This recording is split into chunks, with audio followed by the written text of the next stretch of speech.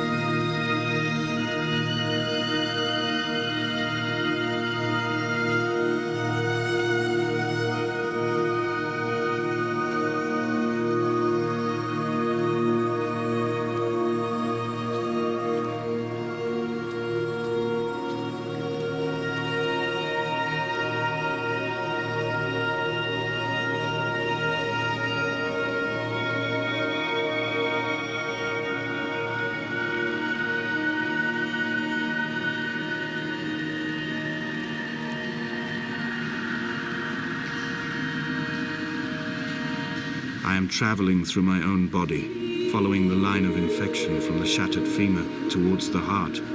I swallow fistfuls of painkillers to stay lucid. In my delirium, I see the twin lights of the moon and the Ariel shining to me through the rocks.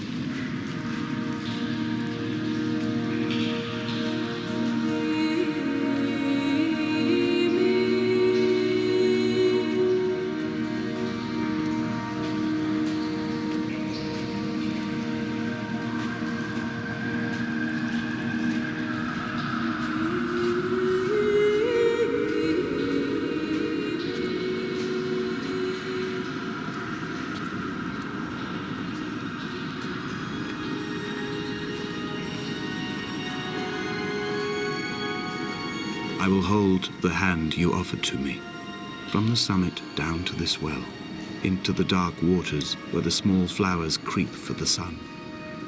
Headlights are reflected in your retinas, moonlit in the shadow of the crematorium chimney.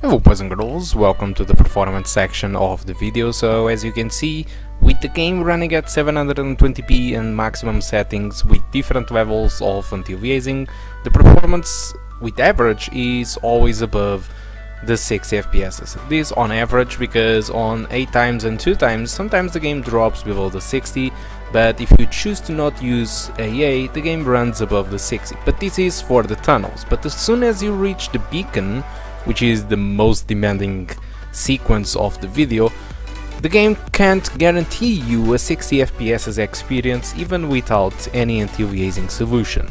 So the average, as you can see, can go to 52 with 8 times of anti-aliasing, but the nice thing is that the game never drops from 30 FPS even if you use the anti-aliasing at 8 times, which is a very good news. So you are free to choose what anti-aliasing do you want and what performance do you want. Of course, if you want more performance, you need to drop on the anti-aliasing. But as you can see, mixing up the two results, the beacon and the tunnels, if you set 8 times anti-aliasing, 50% of the frames will be lower than 60, for the 2 times is 24%, and for without anti-aliasing is only 8%. So if you want 60 FPS experience most of the time, you just don't use AA.